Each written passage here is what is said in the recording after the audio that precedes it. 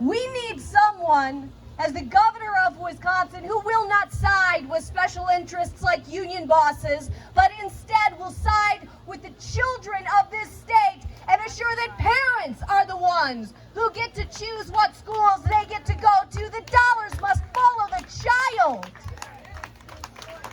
We have to assure that our kids are learning critical thinking skills, and we must ban critical race theory. But it's not just our economy, and it's not just our schools where Tony Evers has failed all of us. He has failed to keep our streets safe. Because you all saw 1 year ago when he sided with Jacob Blake. He sided against our good cops across this state. And let me tell you, friends, days later, good cops across this state issued a statement that asked him very politely, Governor Evers, will you please shut up? We don't defund the police. In this party, we defend good cops.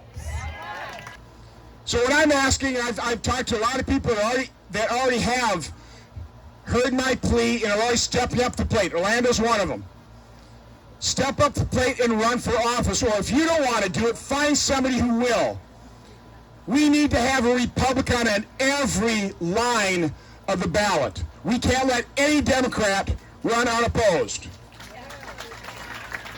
So my guess is you're going to be hearing about things like critical race theory, defund the police.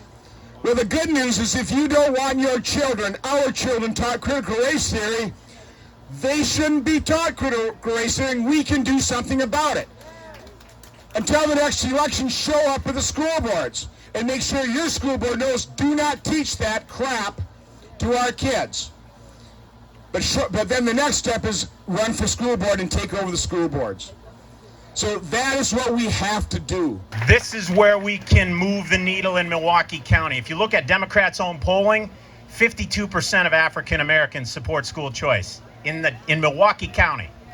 In Milwaukee County, statewide, it's now over 60% support for school choice, for vouchers.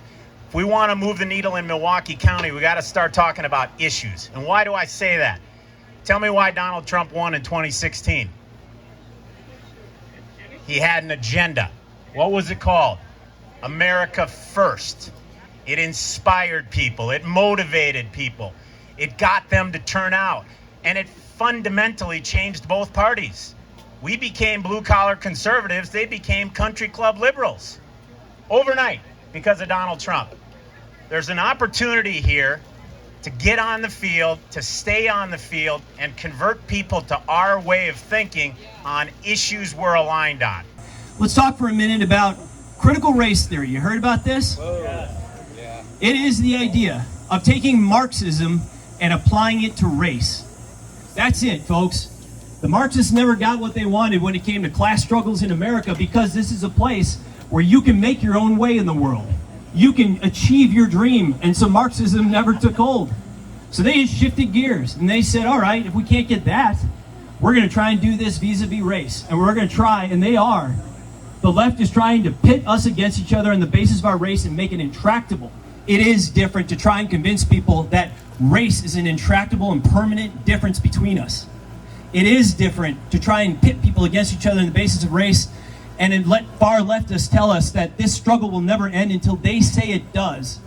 And they've fully undermined the existence of an American republic.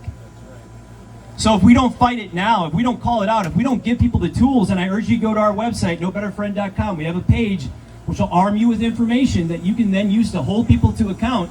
If we're not doing this in our schools, in our places of work, in the United States military, then we're going to lose this country and its culture.